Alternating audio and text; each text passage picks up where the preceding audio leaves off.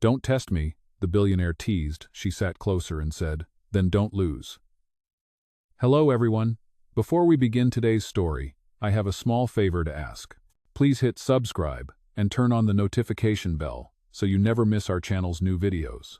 It's quick, free, and the best way to support us in bringing you more dramatic stories. Your support means the world to us. Where are you watching from? Drop your city or country in the comments below. Thank you very much.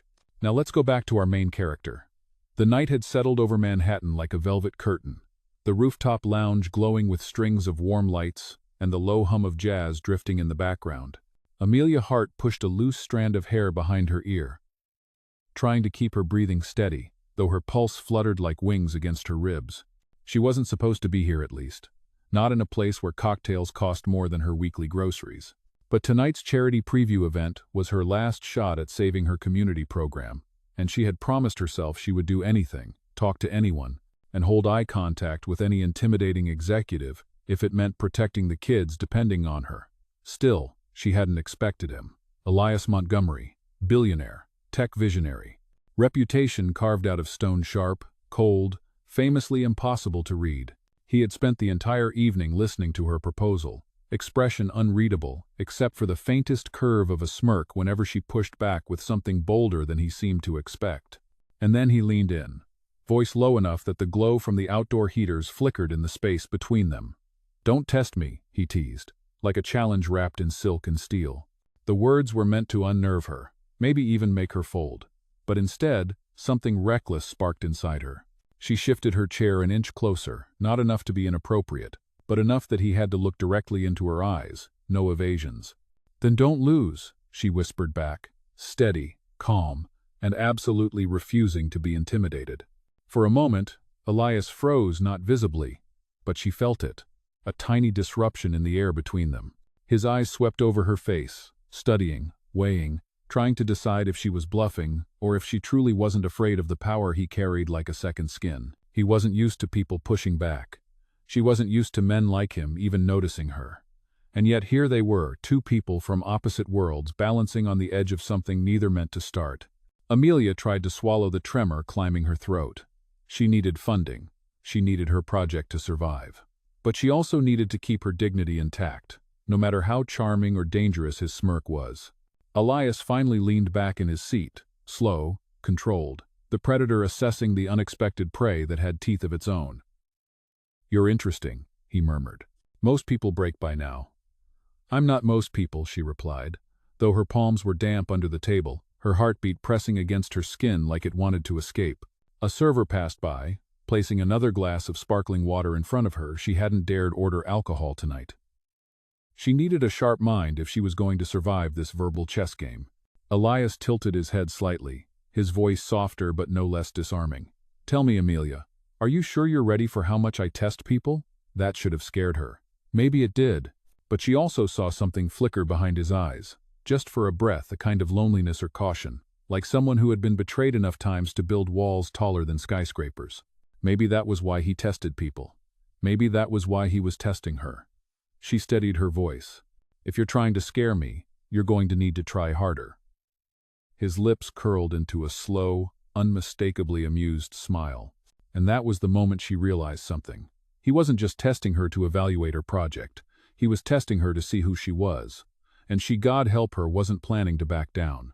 The night air grew cooler on the rooftop, and Amelia felt it brush across her shoulders as she sat across from Elias Montgomery, the billionaire whose eyes watched her with the kind of focus that could either build empires or burn them down.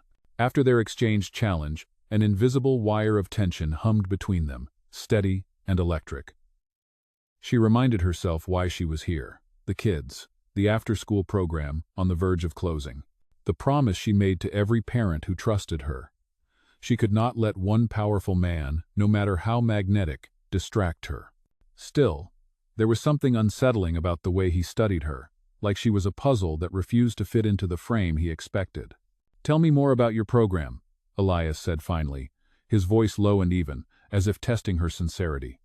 Amelia steadied her breathing. "It is a community center located in the South Bronx. We provide tutoring, meals, and weekend workshops. We also have a safe room for children whose parents work night shifts. Without funding, we will lose all of that.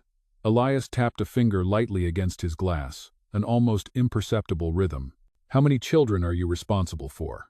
Right now? 59, she said. But more are waiting. We cannot take additional children because we do not have enough staff. 59, he repeated, as though weighing the number in his mind. Then he leaned back slightly. And you run it yourself? I manage the programs, coordinate volunteers, and teach art classes twice a week, Amelia said, forcing her voice to remain calm. I am not perfect, but I show up every day. Elias looked at her for a long moment. Then he said, very quietly, You remind me of someone I used to know. She blinked, thrown off. Who? But he did not answer. Instead, he shifted forward again, elbows resting lightly on the table. I want to see how you operate.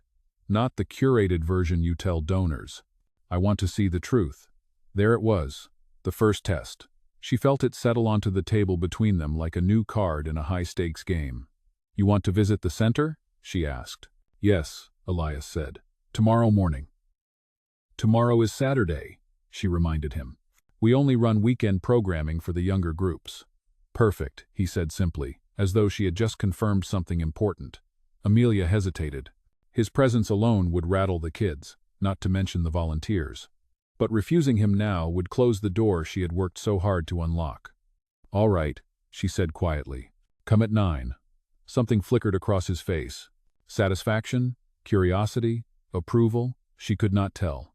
A server stopped by with a refill for his drink, and as the waiter moved away, Amelia noticed Elias watching her hands. She quickly lowered them from where she had been anxiously tapping her fingers against her glass. You are nervous, he observed. I am cautious, she corrected. There is a difference. His mouth curved in the faintest hint of a smile. Good, you should be.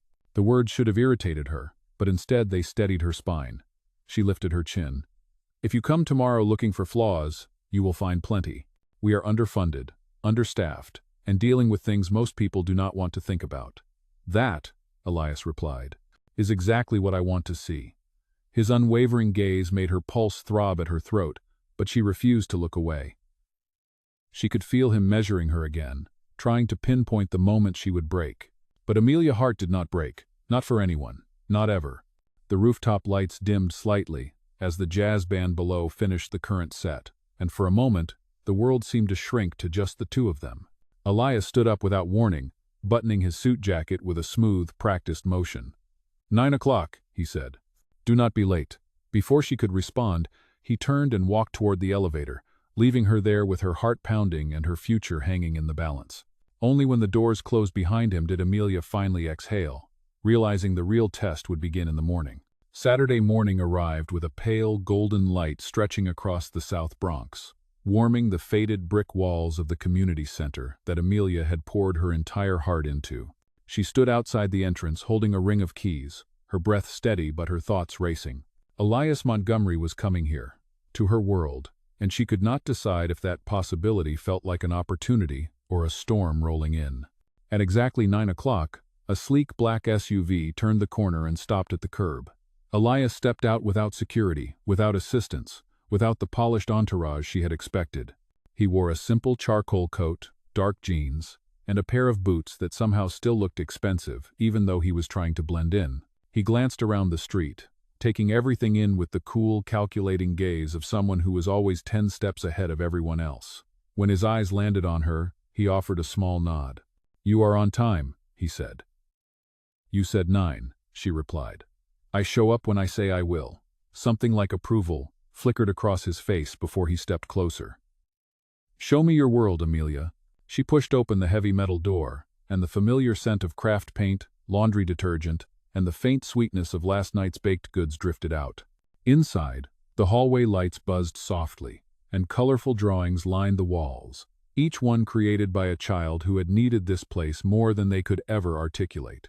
Elias walked beside her, his steps slow, taking in every detail as though cataloging it in some internal ledger. This building is older than I thought, he murmured. It was built in the 1970s, she explained. We repair it piece by piece as we can afford it. They turned into the main activity room where 2 early volunteers had arrived and were chopping fruit for the snack table. The moment they spotted Amelia, they waved, then looked curiously at the man next to her. Elias offered them a polite but distant nod, the kind of nod a man gives when he is not used to being the least important person in the room. Amelia gave a quiet half-smile. "We run art workshops on Saturdays for ages 5 through 8, she said. "Today is painting." He glanced at the tables set with dollar store brushes, paper palettes, and slightly bent bottles of washable paint. "This is what you have to work with?" "Unless I find funding, yes." He said nothing, but his expression shifted, just slightly, as if something inside him clicked.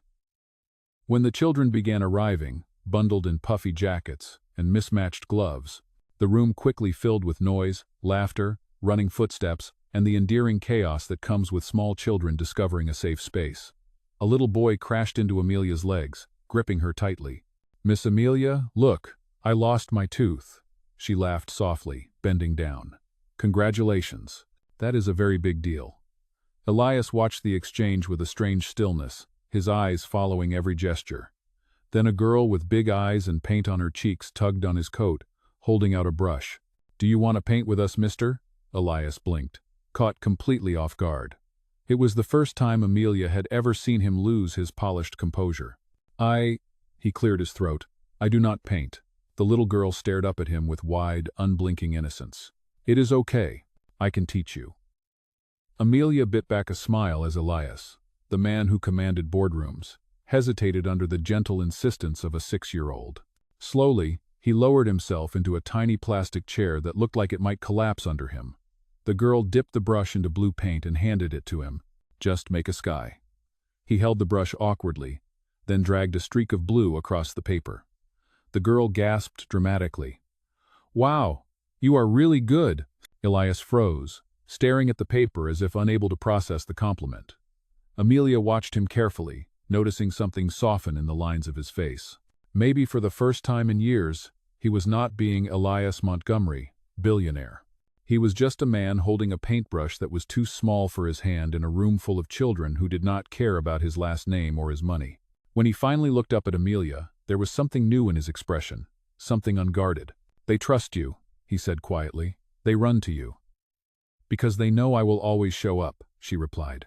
He nodded slowly, and she saw it then. He was not only evaluating the children or the building, he was evaluating himself, his own beliefs, his own walls. And for a moment, Amelia wondered if maybe she was not the one being tested after all. The morning gradually unfolded into a whirlwind of tiny hands, splashes of color, and the kind of warm chaos that made the community center feel alive. Amelia moved between tables, checking on each child, while Elias remained seated with the little girl who had appointed herself as his personal painting instructor. Every so often, Amelia would glance at him, watching him try to mimic the strokes the child demonstrated. His grip on the brush looked comically precise, like a man accustomed to signing million-dollar contracts, not creating watercolor skies. Yet, there was something undeniably human about the way he tried. When the little girl finished her masterpiece, she held it up proudly. "Do you like it?" she asked. Elias studied the paper and nodded. "Very much." She beamed and then, without hesitation, pressed the paper into his hands. "You can keep it, so you do not forget how to paint." Elias stared at the painting as though it were something precious, something he had not expected to receive. Amelia watched his posture shift, the edges of his demeanor softening in real time. He slipped the paper carefully inside his coat, treating it with more care than some people treated family heirlooms. After the art session, Amelia guided him through the storage room, the tutoring nook, and the narrow hallway that led to the kitchen, where volunteers prepared simple meals. The refrigerators hummed, the counters were slightly chipped, and the cabinets rattled if you touched them too quickly. Elias opened one cabinet, revealing mismatched plates and cups donated by various families. "This is what you serve meals with?" he asked softly. "It is what we have," she said. "But the kids do not mind. They care more about being fed than the plates we use." He closed the cabinet, his jaw tightening a fraction. Amelia continued walking, motioning him into the staff office, which was barely large enough for a desk, 2 chairs, and a filing cabinet that stuck whenever it was humid. Elias stepped inside, scanning the cramped room before his attention settled on a stack of folders on the desk. The top one was labeled in her handwriting. "Emergency notes." "What is this?" he asked. Amelia hesitated before opening the folder. Notes from parents who leave instructions for their children in case something happens during the night shift. Emergency contacts, allergies, who to call if they do not make it home on time. Elias looked at the pages, then at her, and she saw something deepen in his eyes, something that looked uncomfortably close to empathy. "You carry all this," he said quietly, "more than most people ever see." "Someone has to," she replied, "and these families deserve more than a system that forgets them." He exhaled slowly, as if the weight of everything he had witnessed settled into him at once. They stepped back into the hallway where a volunteer approached Amelia and whispered something into her ear. Amelia nodded, thanking her, and then turned to Elias. "We have a child arriving soon whose mother was called into an unexpected double shift. She needs a place to stay for a few hours." Elias frowned. "Does that happen often?" "More than you would think." A few minutes later, the door opened, and a woman rushed in with a small boy clinging to her leg. The woman's eyes were tired but grateful as she apologized for the last-minute situation. Amelia knelt to the boy's level and spoke gently. "Hey buddy, remember me? We are going to take care of you today." The boy nodded and followed a volunteer inside the activity room. Elias watched the scene with a stillness that made the moment feel heavier. When the mother left, Amelia turned to find Elias staring at her with a look that was not cold or distant, but contemplative, as though something fundamental inside him had shifted. "How do you do this every day?" he asked. "How do you carry so much responsibility without falling apart?" Amelia held his gaze and answered simply, "I do not have the luxury of falling apart." He swallowed, the first sign that her words had landed somewhere he did not want examined. Then he straightened slightly, slipping the polished mask back into place. "I want to see the financial reports," he said. "Everything. Income, expenses, repairs, supply lists, volunteer training logs." The request was sudden, clinical, and sharp, and for a moment it made her chest tighten. "Are you auditing me?" she asked quietly. "I am evaluating," he corrected. "If I am going to invest in something, I need the full picture." Amelia forced herself to stay calm, even though something about his tone felt like a door closing instead of opening. "Fine," she said. "But this is not a corporation. These numbers represent real lives." "I know," he replied. "That is why I need to see them." She hesitated, then opened a drawer and took out the binder where she kept all their administrative records. When she handed it to him, he accepted it with a seriousness that made her pulse quicken. He looked down at the binder, then up at her. "I will take this with me," he said. "I will return it tomorrow." A subtle dread crept up her spine, but she nodded. "Do you make decisions this quickly with all your investments?" "Only the ones that matter," he said. But when he turned to leave, she had the distinct, uneasy feeling that the real test was no longer about the center. It was about her.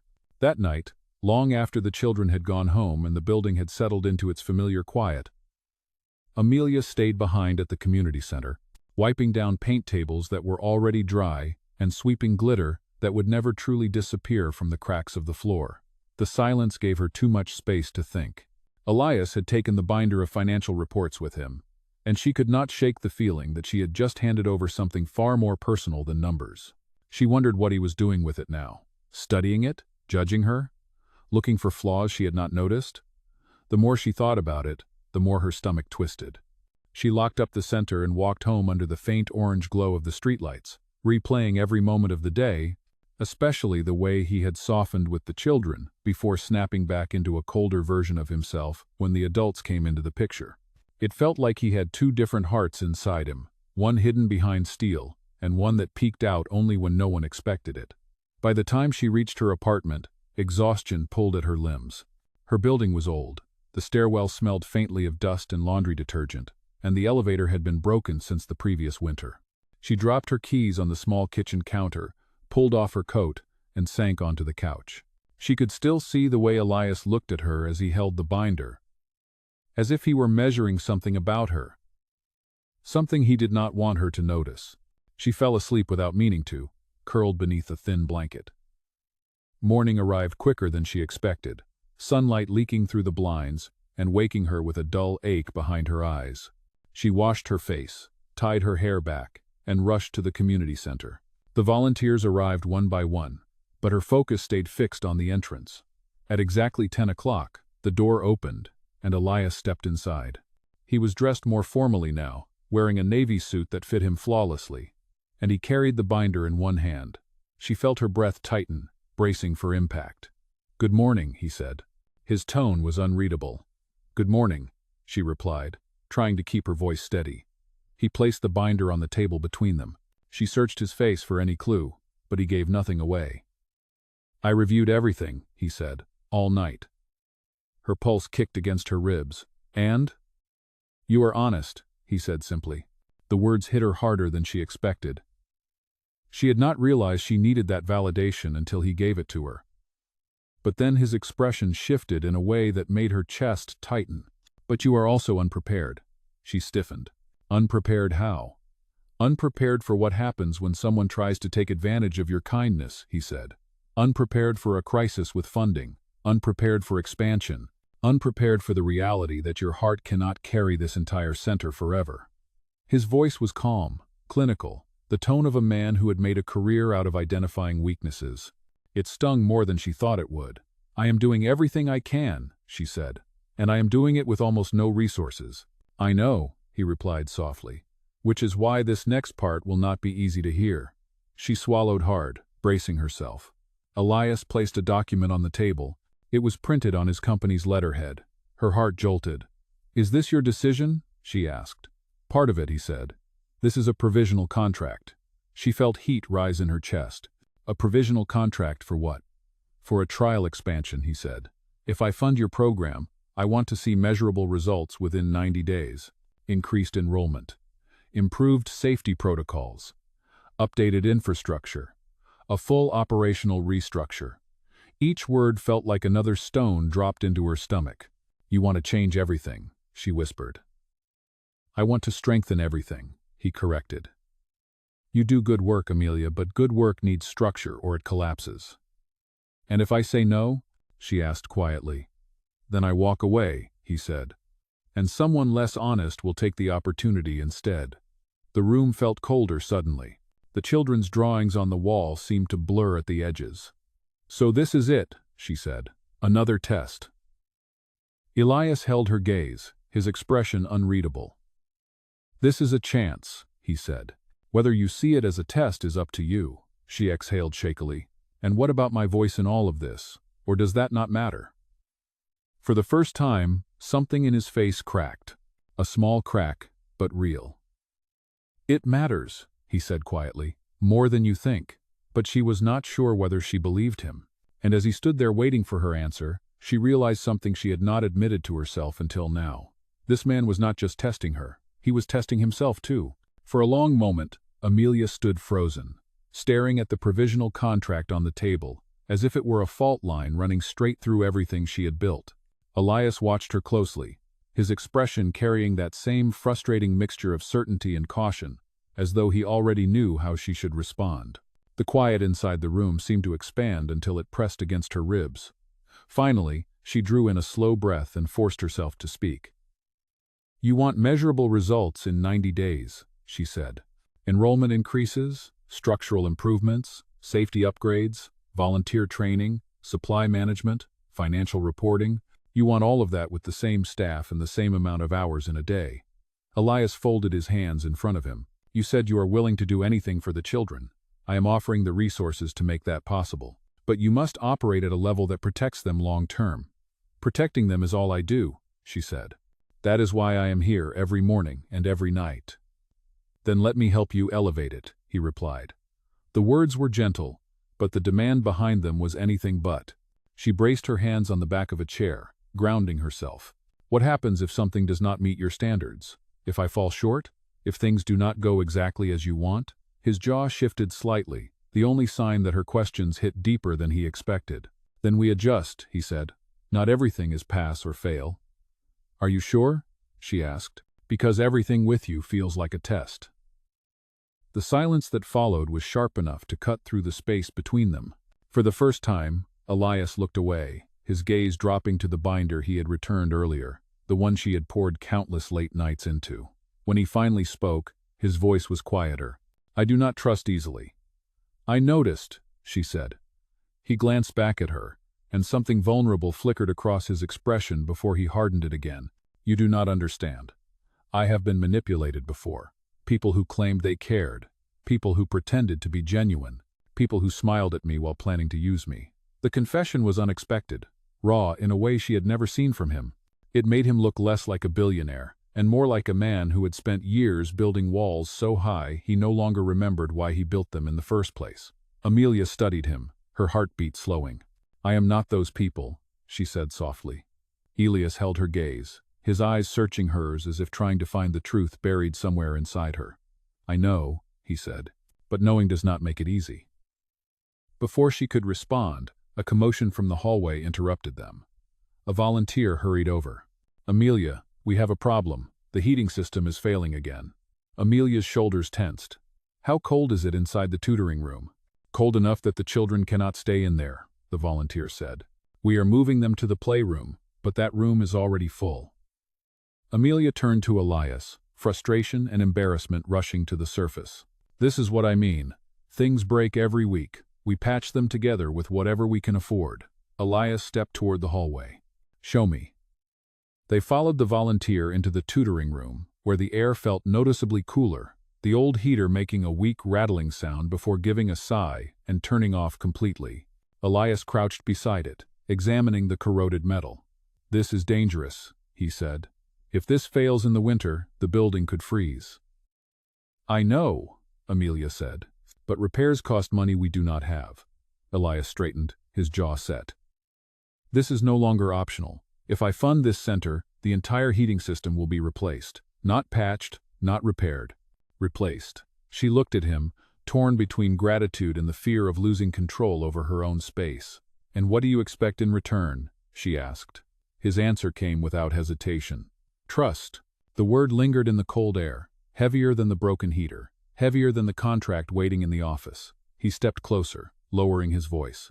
"I need to know that if I invest in this place, and in you, you will not shut me out when things get difficult." Her breath caught slightly. There it was, the line he had not said until now. Not just investing in the center, investing in her. She steadied herself, choosing her words carefully. "If I sign your contract," she said, "I need to know something too." "What is that?" he asked. "That you will not walk away the moment something scares you," she said. "Because this place is messy. People are messy. Real life is not clean or controlled. You cannot fix everything with money and precise expectations." Elias's expression softened again, that small crack widening just enough for her to see the uncertainty he usually kept hidden beneath confidence. "I know," he said, "but I am trying." For the first time since the conversation began, she believed him. He looked at her with a steady, unguarded sincerity that felt almost fragile. The children's laughter echoed faintly down the hallway, a reminder of why any of this mattered.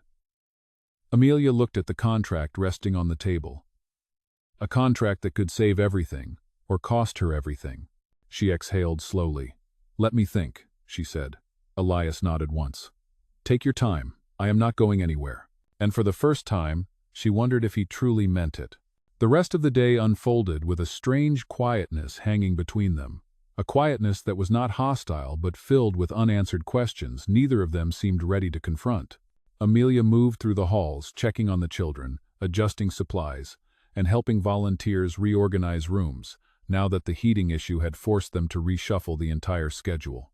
Elias stayed close but not intrusive, watching everything with that sharp, observant gaze that never seemed to miss a detail. Yet something about him felt different now, as if the edges of his certainty had softened after hearing her ask whether he would run when things got difficult. It was the first time she had ever challenged him not as a billionaire investor but as a man. In the late afternoon, the last of the children were picked up, and the center finally settled into its usual weekend hush. The volunteers clocked out, leaving Amelia and Elias standing alone in the main activity room. Sunlight filtered through the tall windows, painting long golden lines across the floor where tiny flecks of glitter still shimmered from the morning's art session. Elias slipped his hands into his pockets and glanced toward the office. "Have you decided about the contract?" he asked. "No," she said honestly. "Not yet. It is not a small decision." He nodded once, almost respectfully, and Amelia sensed he understood more than he let on. But before either of them could speak further, the front doors swung open, and a sharply dressed woman strode inside. Her heels clicked loudly on the tile, each step slicing through the quiet. She wore a fitted blazer, carried an expensive handbag, and had the kind of confidence that came from navigating elite social circles.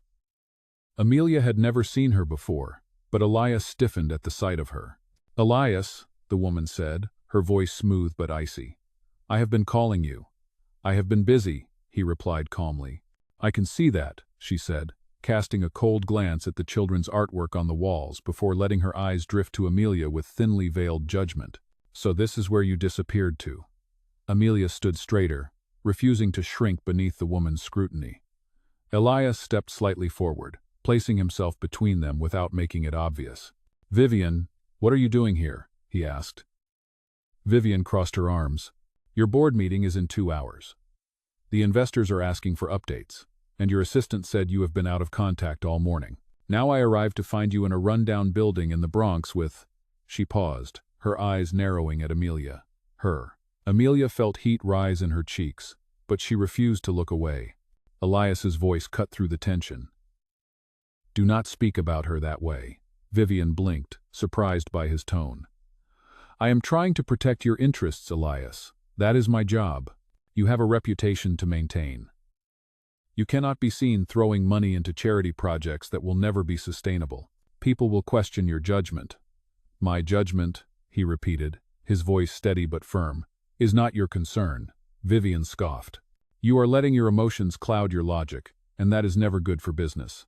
Amelia stepped forward, unable to stay silent. "He is not letting emotions cloud anything," she said. "He is seeing reality, something many people prefer to ignore." Vivian turned her gaze on Amelia again, her expression dripping with condescension. "And who exactly are you?" Amelia felt the words rise in her before she could stop them. "I am the person running the program he is considering investing in, and I am also the one who is not afraid to stand here while you try to undermine him." Elias's mouth lifted in the faintest hint of a smile, pride flickering in his eyes. Vivian looked between them, her suspicion sharpening. "This is more than business," she said slowly. "I can see it." Elias's jaw tensed. "Vivian, you need to leave. You are making a mistake," she warned. "You are risking everything you built because of a woman you barely know." The words hit Amelia like a slap.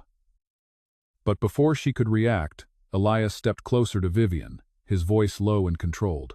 "If I am risking anything, it is my choice. And you will not speak to her again in that tone." Vivian's expression hardened. "Very well," she said. "But the board will not be as forgiving as I am." She turned sharply and stormed out, the doors slamming behind her.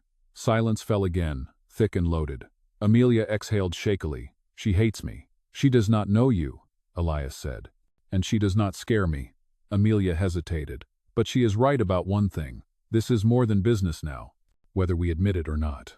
Elias looked at her, his eyes holding something raw and unguarded. "Yes," he said quietly, "it is." And that single admission changed the air between them, more than any contract ever could. The echo of the slammed doors lingered long after Vivian disappeared down the steps, leaving the community center wrapped in a heavy silence that neither Amelia nor Elias seemed ready to break. Amelia's pulse was still unsteady, her breath shallow, as she replayed the confrontation in her mind. Vivian's words had been sharp, but it was the implication behind them that struck her the hardest. More than business. She could feel the truth of it pulsing in the space between her and Elias. Elias exhaled slowly and turned toward her, the tension in his shoulders visible even through his tailored suit. "I am sorry you had to deal with that," he said quietly. "Vivian protects my interests, but she forgets that I am still capable of making my own decisions." "She sees me as a threat," Amelia replied. Elias stepped closer, his voice calm but firm. "She sees change as a threat. You just happened to be the person standing in front of me when I chose something different." Amelia felt warmth rise in her chest, a mixture of relief and confusion she did not know how to process. "And what exactly are you choosing, Elias?" she asked softly. He hesitated, his gaze flicking to the artwork on the wall, to the small chairs, to the empty tables where children had painted skies and stick-figure families just hours earlier. When his eyes returned to hers, they held none of the guarded calculation she was used to. "I am choosing to trust you," he said. The words fell between them like a promise, unexpected and heavier than she expected. Amelia swallowed, her throat tightening. "Then you need to know something," she said. "If I sign your contract and if we work together, I cannot be treated like someone who needs to pass a series of hidden tests. I am not here to prove my worth to you. Elias's expression softened. I know, he said, and you were right earlier. I cannot run the moment things get hard. He ran a hand through his hair, a rare sign of vulnerability. That is a habit I have struggled with my entire life. Amelia studied him, surprised by how sincere he sounded. Why? She asked gently. He looked down for a moment before answering. Because I learned that trusting the wrong people costs more than money. It costs stability, reputation, control. And when you grow up in an environment where everything you do is watched, judged, leveraged. He shook his head softly. You learn to survive by staying one step ahead. You learn to test people before they can test you. Amelia felt something shift inside her, understanding, sympathy, maybe even a quiet ache. You do not need to test me, she said. All you need to do is ask. Elias lifted his eyes and held hers with a sincerity that felt disarming. Then let me ask the real question, he said. Do you want my help? She inhaled slowly, feeling the weight of the question settle into her bones. Yes, she said. But not at the cost of losing what makes this place real. I cannot let it become a corporate project or a publicity tool. It will not, he said. Not if you lead it. She felt her heartbeat stutter. Lead it?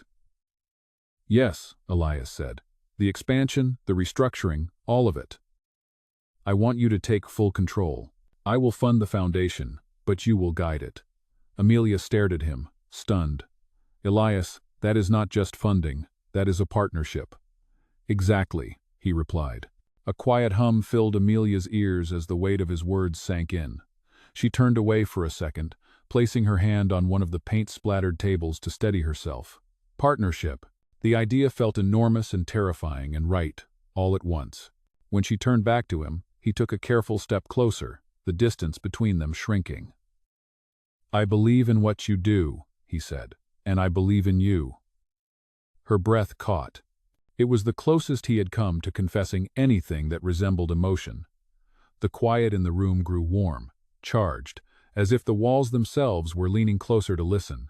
Elias, she whispered, I need to know this is not impulsive, that you are not doing this because of what happened with Vivian, or because you feel protective over me. He shook his head. I am doing this because I saw who you are, and because for the first time in a long time, I want to build something that is not about profit. His voice softened further. Something that matters. Amelia felt the tension in her body loosen, replaced by something gentler but far more dangerous. Hope. They stood like that for a moment, the room holding them in a fragile stillness. Then Elijah extended his hand slightly, not touching her, but offering a silent invitation. Say yes, he murmured. Not to me, to the future of this place. Amelia looked at his hand, then at the space around them, at the memories embedded in every chipped tile and faded painting. She exhaled, her heart steady now. I will think about it, she said softly, and I will give you an answer tomorrow. Elias nodded, accepting it without pressure, but the look in his eyes told her he already suspected what her answer would be. And for the first time, she let herself wonder what might happen when a billionaire with walls of steel and a woman with a heart full of fire decided to step forward together. Morning sunlight washed over the community center as Amelia approached the front doors, her heart steady but full, knowing today she had to give Elias her final answer.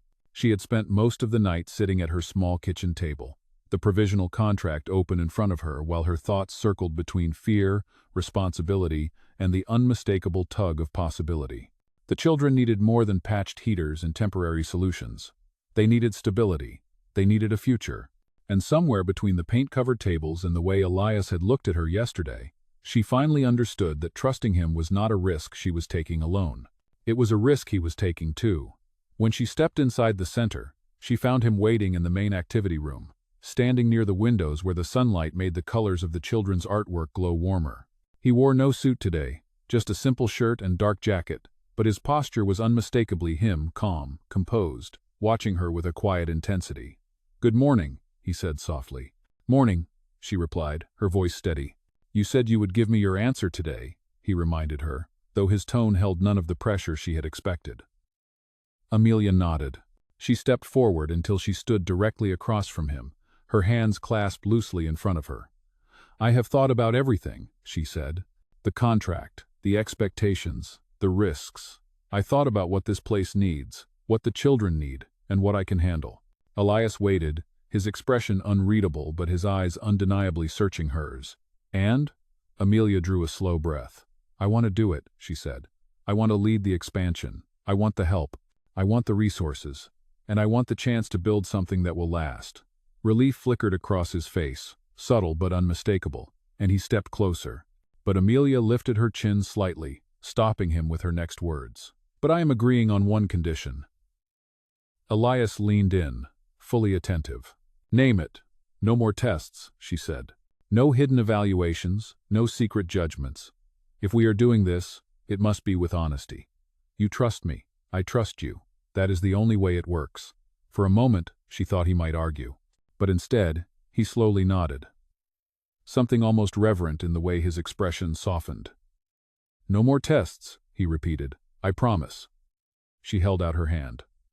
Then we have a deal. He looked at her hand for a second, then took it gently but firmly, the shake slow and deliberate, sealing not just a partnership but something deeper, something quietly powerful. We have a deal, he echoed. When he released her hand, something shifted in the atmosphere between them, not dramatic, not rushed, but real.